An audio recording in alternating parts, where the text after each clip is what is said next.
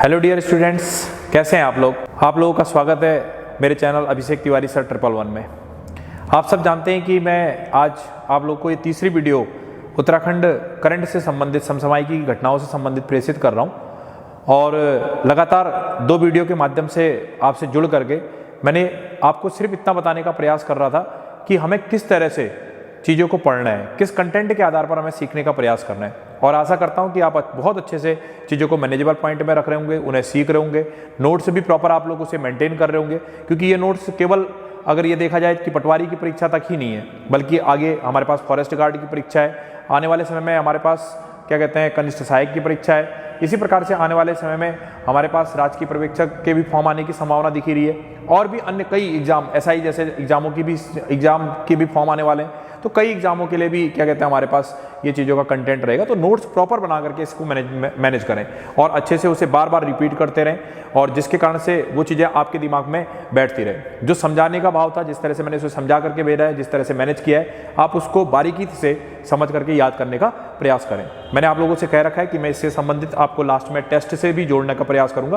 कुछ वीडियो हो जाने के बाद मैं इस चीज़ को मेंटेन करने का प्रयास करूंगा। ये तीसरी वीडियो आज फिर से उत्तराखंड के संबंध में, उत्तराखंड समसामयिक करंट के संबंध में आपको प्रेषित कर रहा हूँ। इसके बाद मैं आप लोगों को एक वीडियो भारतीय स्थिति की करंट की आधार पर, या ये कह लीजिए कि भारतीय समसामयिक की घटनाओं से संबंधित एक वीडियो प्रेषित करूंगा। तो आप उसको भी क्या कहते हैं मैनेज करके चलने का प्रयास करें। मैंने आपको पहले भी समझाया कि हमारी जो ये परीक्षा है इसमें हमें करंट का भाग जो है 2 स्वरूप में दिखाई दे रहा है। एक उत्तराखंड के संबंध में आ सकता है और दूसरा क्या कहते हैं आपका जीके के पार्ट में लगा हुआ करंट का भाग आ सकता है।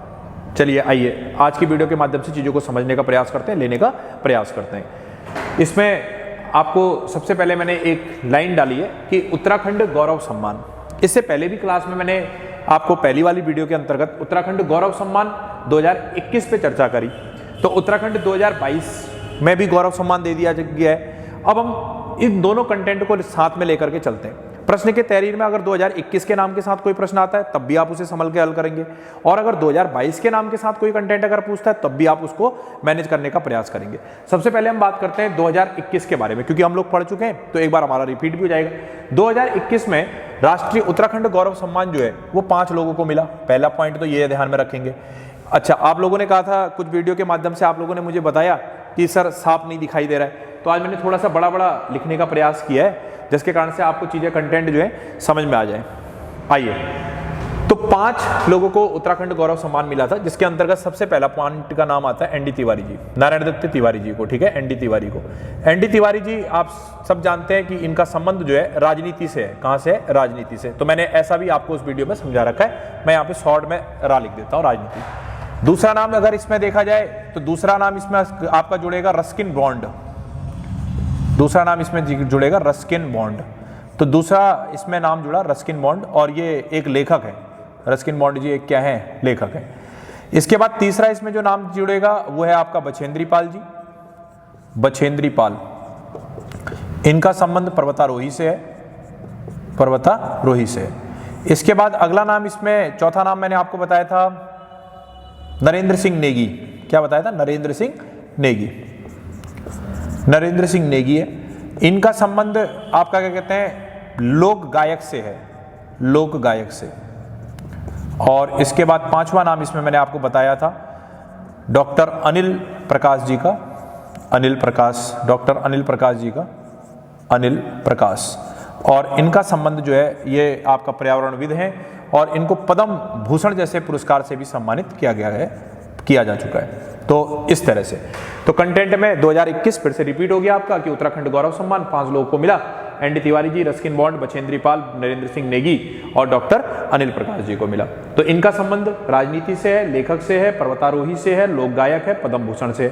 मैंने आपको बताया था कि प्रश्न की तहरीर हो सकती है कि आपसे पर्टिकुलर किसी व्यक्ति विशेष के बारे में पूछ ले और आपसे पूछ ले कि इनका संबंध किससे है, तो आप उस आधार पर चीज़ों को आंसर देने का प्रयास करें।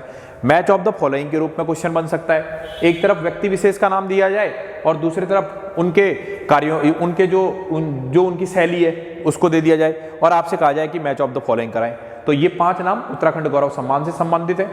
अब बात करते हैं 2022 उत्तराखंड गौरव सम्मान जो है वो आपका 4 लोगों को मिला। कितने लोगों को मिला? 4 लोगों को। एक तो ये ध्यान में रखेंगे कितने लोगों को मिला है? 4 लोगों को मिला है। दूसरा क्या ध्यान में रखेंगे, किन किन लोगों को मिला है? तो बड़ा एक फेमस नाम हमारे उत्तराखंड का, अजीत डोभाल जी, अजीत डोभाल जी, अजीत डोभाल जी। दूसरा नाम इसमें आ जाएगा आपका बिपिन रावत जी, बिपिन रावत जी।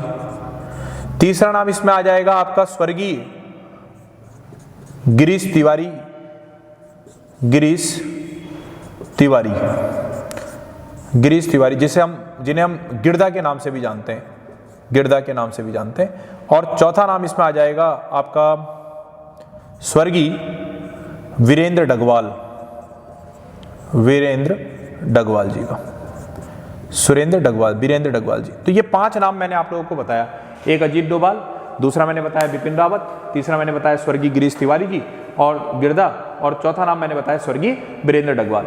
अब क्वेश्चन देखते हैं कि अजीत डोभाल जी का संबंध किससे है। तो हम जानते हैं कि अजीत डोभाल जी का संबंध जो है राष्ट्रीय सुरक्षा सलाहकार से है, राष्ट्रीय। ये चीज ध्यान में रखना है, ऐसे प्रश्न बीच में उठा करके पूछ लेता है, मैच ऑफ द फॉलोइंग बना करके पूछ लेगा, तो उस समय आपको दिक्कत ना हो। राष्ट्रीय सुरक्षा सलाहकार बिपिन रावत आप सब जानते हो, हमारे उत्तराखंड की एक महान क्या कहते हैं हस्ती, लेकिन अब हमारे बीच नहीं रहे।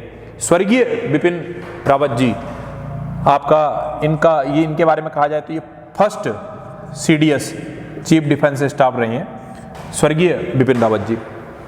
इसी प्रकार से तीसरा नाम स्वर्गीय गिरीश तिवारी, गिरदा, नैनीताल से संबंधित है, और इनका संबंध जो है वो गीतकार से है, ये गीतकार है। और इसके बाद आपका स्वर्गीय वीरेंद्र डगवाल जी हैं। तो इस प्रकार से हमने 4 कंटेंट के आधार पर चीजों को लेने का प्रयास किया। अब ये 4 2022 के नाम के साथ संबंधित हैं और 2021 में ये 5 नाम संबंधित थे। अब हम बात करते हैं दूसरे कंटेंट के आधार पर। तो इस प्रकार से दोनों को आप क्या कहते हैं संतुलित चीजों को लेकर के चलेंगे। हो सकता है 2021 से पूछ ले, हो सकता है 2022 से पूछ ले, तो आप उसे मैनेज कर लेंगे, ठीक है। आइए दूसरे क्वेश्चन की ओर फोकस करते हैं। उत्तराखंड गौरा शक्ति ऐप की शुरुआत की गई है। अब इसमें गौरा शक्ति ऐप की शुरुआत हुई, अब इसमें समझने वाली बात है कि इसका संबंध किससे, गौरा शक्ति ऐप का संबंध किससे है और ये किस प्रकार की कार्य पद्धति पर कार्य कर रहा है, उसको समझने का मैं समझाने का प्रयास करता हूं। तो उत्तराखंड गौरा शक्ति ऐप की जो शुरुआत हुई है उसका संबंध जो है वो पुलिस ऐप से है। पहली बात, पुलिस ऐप के द्वारा इसका संचालन किया जाएगा, पुलिस ऐप से संबंधित है, ठीक हो गया।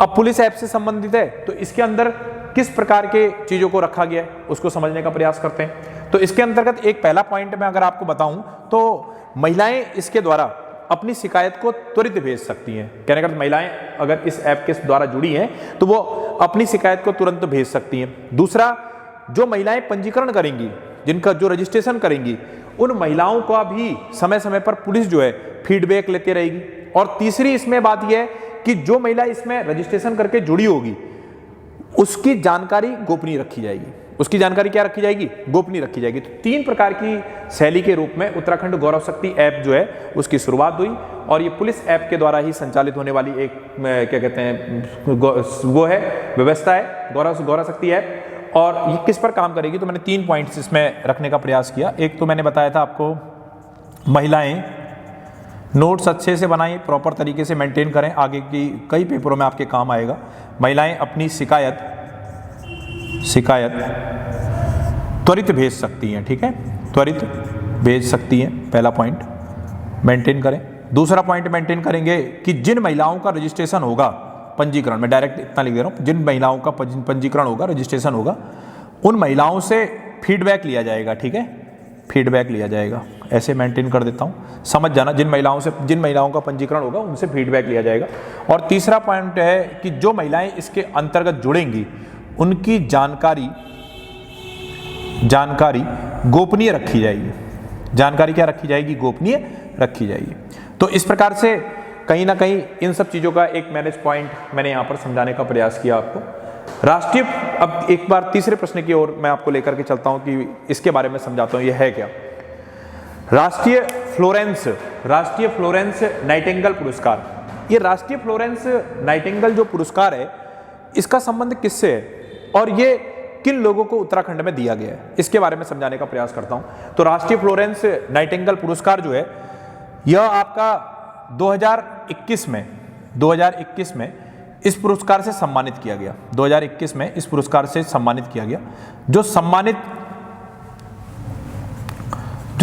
किया गया है उसके अंतर्गत 2 महिलाएं शामिल हैं।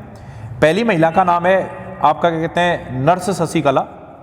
पहली महिला का नाम है नर्स शशिकला। नर्स शशिकला, तो पहली महिला है नर्स शशिकला जी। और दूसरी महिला का नाम है आपका गंगा जोशी जी। गंगा जोशी जी, श्रीमती गंगा जोशी जी, दूसरी महिला है गंगा जोशी जी। अब बात आती है कि ये जो महिलाएं हैं, राष्ट्रीय फ्लोरेंस नाइटिंगेल पुरस्कार दिया जा रहा है, ये पुरस्कार किसके द्वारा दिया जाता है वो जानना बहुत जरूरी है। तो ये पुरस्कार जो दिया गया है वो आपका हमारे देश की राष्ट्रपति द्रौपदी मुर्मू के द्वारा, द्रौपदी मुर्मू उनके द्वारा दिया गया। अब हम समझते हैं कि ये नर्स शशिकला जी का संबंध किस जिले से है, तो नैनीताल जिले से है। तो नैनीताल जिले में बीडी पांडे जो आपका हॉस्पिटल है, Pandey hospital, BD Pandey hospital जो है नैनीताल में, जो बीडी पांडे हॉस्पिटल है उस हॉस्पिटल में ये कार्यरत हैं। बीडी पांडे हॉस्पिटल में कार्यरत हैं। इन्होंने क्या किया, शशिकला जी ने, किस कारण से इनको राष्ट्रीय फ्लोरेंस नाइटिंगेल पुरस्कार मिला? तो इन्होंने, शशिकला जी ने, जिस समय कोरोना टाइम चल रहा था, तो उस कोरोना टाइम के ड्यूरेशन में वैसे भी ये समाज सेवा के रूप में लगातार काम करते रही है, लेकिन फिलहाल जो इनका मोस्ट वेलकम काम था वो था आपका क्या कहते हैं, कोरोना टाइम पर एक दृष्टिहीन व्यक्ति थे, उनकी इन्होंने कम से कम 26 से 27 दिन तक लगातार सेवा की। और वो टाइम ऐसा जब क्या कहते हैं लोग एक दूसरे से ही भागने का काम कर रहे थे। तो नर्स शशिकला जी को इसके लिए, और दूसरा नाम है श्रीमती गंगा जोशी जी का। ये गंगा जोशी जी का संबंध उधम सिंह नगर जिले से है, और उधम सिंह नगर जिले में भी पर्टिकुलर खटीमा क्षेत्र से हैं।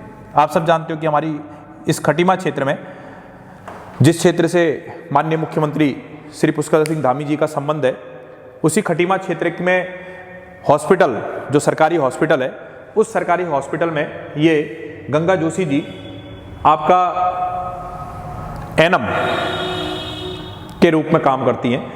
गंगा जोशी जी ने इस कोरोना टाइम ड्यूरेशन के दौरान जो आशा कार्यकर्ता थी उनको ट्रेनिंग देने का काम किया, उनको सिखाने का काम किया और उनको बताने का काम किया कि किस तरह से फ्रंट वॉरियर्स के रूप में चीज़ों से देखना है, लड़ना है। तो आशा कार्यकर्ताओं को इन्होंने ट्रेनिंग दी थी। और दूसरा, इन्होंने आपका विभिन्न स्कूल और कॉलेजों में जाकर के लोगों को प्रशिक्षण दिया। तो प्रशिक्षण दिया इन्होंने स्कूल और कॉलेजों में। तो ये बड़े गर्व का विषय है। राष्ट्रीय फ्लोरेंस नाइटिंगेल पुरस्कार 2 महिलाओं को फ्रंट वॉरियर्स के रूप में आगे बढ़ करके इन्होंने काम किया। ठीक है, तो मैंने आप लोगों को उत्तराखंड गौरव सम्मान के बारे में बताया, उत्तराखंड गौरव शक्ति ऐप की शुरुआत के बारे में बताया, और राष्ट्रीय फ्लोरेंस नाइटिंगेल पुरस्कार के बारे में बताया। नेक्स्ट पॉइंट है, सीएम साहब ने अभी नियुक्त किया है सूचना आयुक्त, एक नए सूचना आयुक्त को नियुक्त किया है। उनकी सीट जो है काफी समय से रिक्त चल रही थी, तो सीएम साहब ने सूचना आयुक्त को नियुक्त किया। ये सूचना आयुक्त हैं कौन और किनको नियुक्त किया गया और इनका ढांचा किस तरह से होता है, 2 कंटेंट पर बात करेंगे। किसको नियुक्त किया गया है, तो मैं आपको बता दूं, योगेश भट्ट जी को, योगेश भट्ट को नियुक्त किया गया है। ये योगेश भट्ट जी का संबंध किससे है, तो ये भाई वरिष्ठ पत्रकार हैं। योगेश भट्ट जी जो है ये वरिष्ठ पत्रकार हैं। अब प्रश्न बनता है कि जो आपका ये ढांचा है सूचना आयुक्त का, ये ढांचा किस प्रकार के स्वरूप का है, ढांचे पर बात करता हूं। ठीक है, ढांचे से भी क्वेश्चन आ सकता है। ढांचा क्या है, ढांचा 1+4 का दिखेगा आपको। ठीक है, 1+4 का ढांचा दिखेगा। 1+4 का सेंस क्या है कि 1 का अर्थ है मुख्य सूचना आयुक्त, मुख्य सूचना आयुक्त। तो आपके लिए ये प्रश्न भी बहुत इंपॉर्टेंट है कि भाई मुख्य सूचना आयुक्त, उत्तराखंड के मुख्य सूचना आयुक्त कौन है? तो उत्तराखंड के मुख्य सूचना आयुक्त जो है वो अनिल चंद्र पुनेठा जी हैं। अब बात आती है कि ये 4 के ढांचे में कौन कौन लोग शामिल है।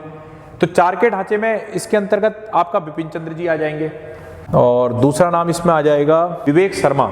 बिपिन चंद्र, विवेक शर्मा,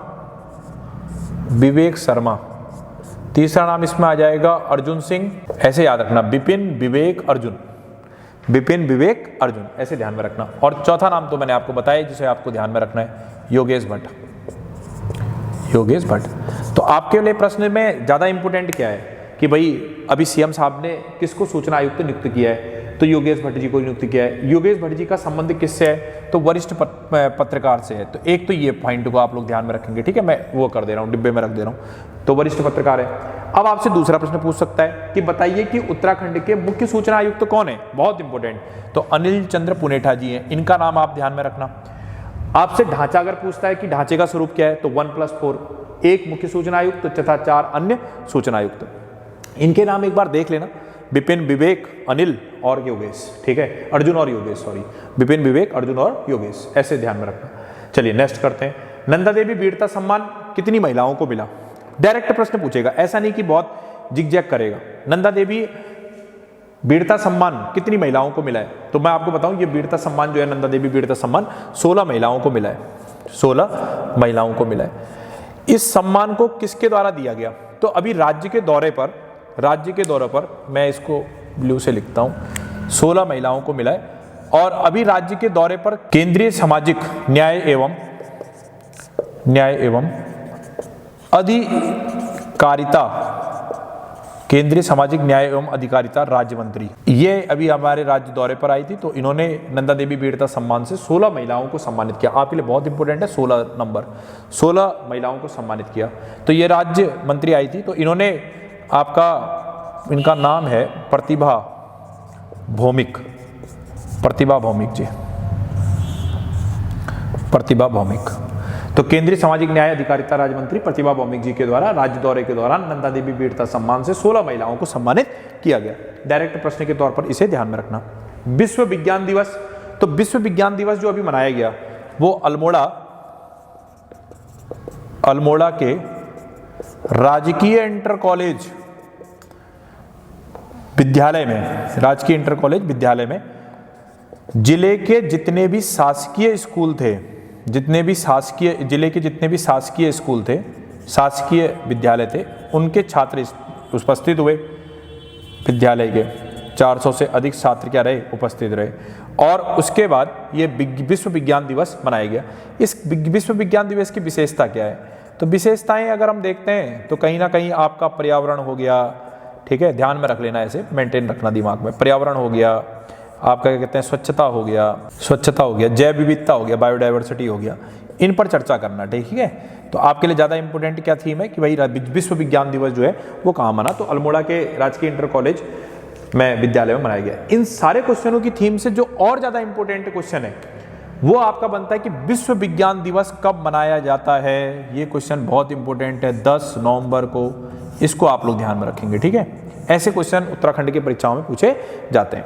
तो मैंने आपको कुछ चीज़ें इसमें समझाने के प्रयास किया, उत्तराखंड गौरव सम्मान से लेकर के गौराशक्ति ऐप, फ्लोरेंस नाइटिंगेल पुरस्कार, सीएम नियुक्त सूचना आयुक्त, नंदा देवी वीरता सम्मान और विश्व विज्ञान दिवस।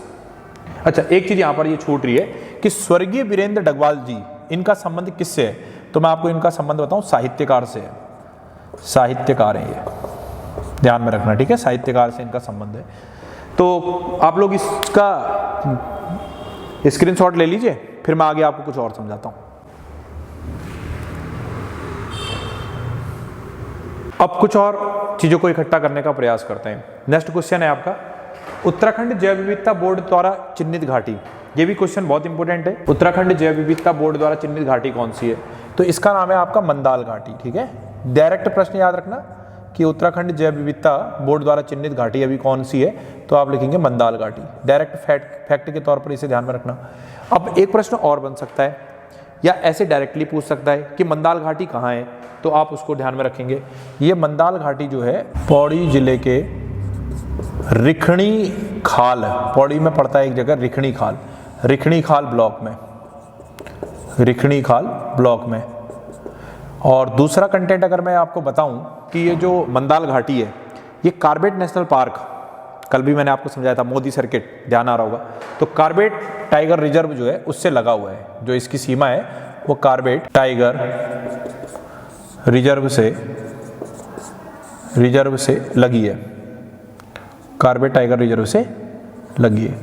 अच्छा, एक क्वेश्चन ये हो गया। दूसरा है, दूसरे क्वेश्चन की तरफ चलते हैं। स्वाधीनता संग्राम के महानायक कौन है? तो स्वाधीनता संग्राम के महानायक कहा जाता है भगवान बिरसा मुंडा को। सुना होगा नाम आप लोगों ने, भगवान बिरसा मुंडा। तो भगवान बिरसा मुंडा की जयंती मनाई गई। अभी क्या मनाई गई? जयंती मनाई गई। अब आपके लिए एक प्रश्न ये बहुत इंपॉर्टेंट है, भगवान बिरसा मुंडा की जयंती कब मनाई जाती है? तो आपको डायरेक्ट याद रखना है, 15 नवंबर को मनाई जाती है। इसी के साथ साथ भगवान बिरसा मुंडा की जयंती के थीम के साथ और क्या जुड़ा है कि जनजाति गौरव दिवस के रूप में 15 नवंबर को किसके रूप में भी मनाया जाता है? तो आप लिखेंगे क्या कहते हैं, जनजाति गौरव दिवस के रूप में मनाया जाता है। नेक्स्ट पॉइंट रहे, ये जो योजना है ये केंद्र सरकार के द्वारा संचालित योजना है और इसमें राज्यों के विभिन्न जनजाति के लोग शामिल होते हैं और वो स्टॉल लगा करके कहीं ना कहीं अपने कल्चर को बताने का प्रयास करते हैं। ठीक है, तो मैं इस पॉइंट को लिखवा नहीं रहा हूँ, तो आप ऐसे ध्यान में रखना। ठीक है, कि केंद्र सरकार की योजना है और राज्यों के जनजाति समूह के द्वारा इसमें स्टॉल लगा करके अपने सांस्कृतिक विरासत को बताने का प्रयास किया जाता है। चलिए, गैप ज़्यादा हो गया। नेक्स्ट है, सुशासन सूचकांक 2021 में उत्तराखंड का कौन सा स्थान था? तो सुशासन सूचकांक 2021 में उत्तराखंड का डायरेक्ट नाम याद रखेंगे, तीसरा स्थान था। कौन सा स्थान था? तीसरा स्थान। अब आपके लिए एक प्रश्न बहुत इंपॉर्टेंट है कि सुशासन सूचकांक 2021 में उत्तराखंड का तीसरा स्थान है। अगर प्रश्न पूछता है कि सुशासन दिवस कब मनाया जाता है, मैं यहाँ पे लिख दे रहा हूँ, सुशासन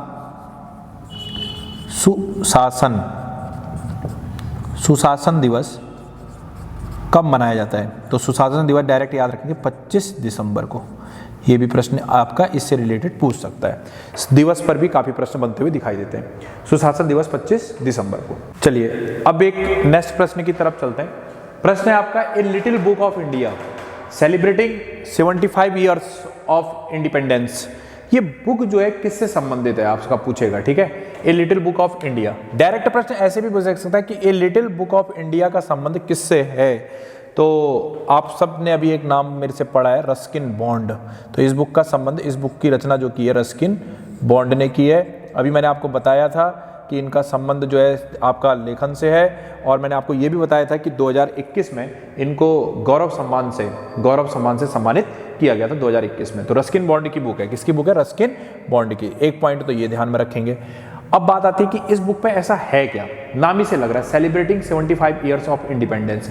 अर्थात पहला पॉइंट, आज़ादी के 75 साल, आज़ादी के 75 ईयर्स की प्रगति को दिख बताना। ठीक है, भारत की पिछले जो 75 साल की प्रगति है उसको दिखाने का प्रयास करना है, उसको बताने का प्रयास करना है इस बुक के माध्यम से।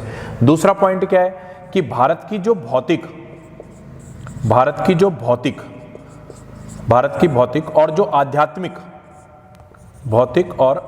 आध्यात्मिक विशेषता है, भौतिक और आध्यात्मिक विशेषता जो है, विशेषताओं, भारत जो है भौतिक और आध्यात्मिक, ऐसे कह सकते हैं कि भारत भौतिक और आध्यात्मिक विशेषताओं का मिश्रण है, इसको स्पष्ट करना। ठीक है, इसको दर्शाने का प्रयास किया है। तो रस्किन बॉन्ड की पुस्तक है a little book of India celebrating 75 years of independence. Ruskin bond की पुस्तक है 2021 गौरव सम्मान से सम्मानित, लेखन से संबंध। आज़ादी के 75 साल की प्रगति को इस किताब में इन्होंने एक झलक बना करके दिखाने का प्रयास किया है। भारत भौतिक और आध्यात्मिक विशेषताओं का मिश्रण है। एक बार मैं इसमें थोड़ा सा दो चीजें आपको समझा दूं, भौतिक चीज क्या होती है और आध्यात्मिक चीज क्या होती है। भौतिक और आध्यात्मिक क्या है? अगर मैं आपसे बात करूं तो भौतिक का अर्थ यह है कि जैसे नदी, जंगल, पहाड़, ठीक है, भौतिक, फिजिकल। आध्यात्मिक का अर्थ क्या है? सांस्कृतिक और क्या कहते हैं आपका साहित्य एवं संस्कृति की झलक को प्रदर्शित करने का काम इस बुक में किया गया है। तो जानकारी का भाव रखना कि भौतिक क्या है, आध्यात्मिक क्या है। नेक्स्ट क्वेश्चन, उत्तराखंड अर्जुन पुरस्कार से सम्मानित। अब उत्तराखंड अर्जुन पुरस्कार से सम्मानित किसे किया गया है? तो उत्तराखंड अर्जुन पुरस्कार से जो सम्मानित किया गया है वो किया गया है आपका लक्ष्य सेन को। किसको किया गया? लक्ष्य सेन को। तो लक्ष्य सेन को सम्मानित किया गया, लक्ष्य सेन को। इनका संबंध सटलर से है। ये सम्मान किसको दिया जाता है अर्जुन पुरस्कार? तो आपको ध्यान में रखना है खिलाड़ियों को। ठीक है, पॉइंट के रूप में याद रखना, खिलाड़ियों को। कितने खिलाड़ियों को दिया गया इस बार? 25। जानकारी में रखना, 25 खिलाड़ियों को। ये किसके द्वारा वितरित किया जाता है? तो राष्ट्रपति महोदय के द्वारा, द्रौपदी मुर्मू जी के द्वारा। द्रौपदी मुर्मू के द्वारा। तो ये मैंने आपको बताया क्या कहते हैं अर्जुन पुरस्कार से संबंधित। तो कुछ बातों को लेकर के मैं आज भी उत्तराखंड की समसामयिकी में आपके साथ नजर आया। आप इस कंटेंट को इकट्ठा करिए, उनको बार बार रिपीट करिए, पढ़ने का प्रयास करिए, अपने ओर से भी कुछ कंटेंट को जोड़ने का प्रयास करें। भरसक आगे वाली वीडियो में मेरा यही प्रयास रहेगा कि आपको लगातार मैं इस तरह से कंटेंट देता रहूं। मुझे आशा है कि मेरे द्वारा पढ़ाई गई चीज़ें आपको समझ में आ रही होंगी और आप लोग इसको बेहतर तरीके से नोट्स के माध्यम से जोड़ रहे होंगे। और आने वाली परीक्षाओं में मैं आशा भी रखता हूं और पूर्ण विश्वास भी है मुझे कि इनसे रिलेटेड कुछ ना कुछ प्रश्न आपको जरूर वहाँ पर देखने को मिलेंगे। एक बात। दूसरा बात मैं ये कहना चाह रहा था कि कल जो मैं वीडियो का कंटेंट बनाने वाला हूँ उस वीडियो के अंतर्गत मैं आपको भारतीय समसामयिकी की घटनाओं से संबंधित कुछ बातों को लेकर चलने वाला हूँ और कुछ इकट्ठा मटेरियल आपको अन्य संसाधनों के माध्यम से देने का प्रयास करूंगा। तीसरी बात मैं आपको ये समझाने का प्रयास कर रहा था कि जो उत्तराखंड की आगामी अन्य परीक्षाएं हैं उसमें रीजनिंग का पार्ट एक बहुत अच्छे तरीके से मेंटेन होता हुआ दिखाई दे रहा है। तो मैं इस पे एक वीडियो आपको बना करके रीजनिंग के पार्ट पर एक वीडियो जिसमें सारे महत्वपूर्ण क्या कहते हैं सवालों की एक झलक दिखाने का प्रयास करूंगा। और साथ ही साथ में मेरी एक वीडियो ऑलरेडी उत्तराखंड पुलिस में रीजनिंग के संबंध में जो प्रश्न पूछे थे उनको हम कैसे हल करें उस पर भी मैंने एक बना करके वीडियो आपको प्रेषित की है। तो एक वीडियो में रीजनिंग पर भी इस संडे को आपके साथ वर्कआउट करता हुआ दिखाई दूंगा और कल मैं आपको भारतीय समसामयिकी की घटनाओं के साथ चीज़ों को लेकर के आगे चलता हुआ दिखाई दूंगा। एक बार आप लोग इसका पहले शॉर्ट स्क्रीन ले लेंगे।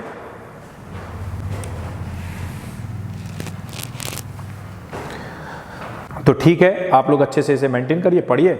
अगली वीडियो में फिर मैं आप लोगों के साथ मिलता हूँ। आशा है कि आपको मेरे द्वारा पढ़ाई हुई चीज़ें अच्छी लग रही होंगी और आप इसे मेंटेन कर रहे होंगे।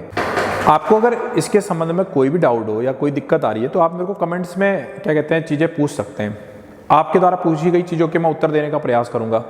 थोड़ा सा आप इस सब चीज़ों को अगर आप मेरे साथ प्रेषित करेंगे तो थोड़ा उससे मेरी पावर बढ़ेगी और मैं एक्टिवेट होऊंगा और भी ज़्यादा आपको अच्छे कंटेंट के रूप में चीज़ें देने का प्रयास करूँगा।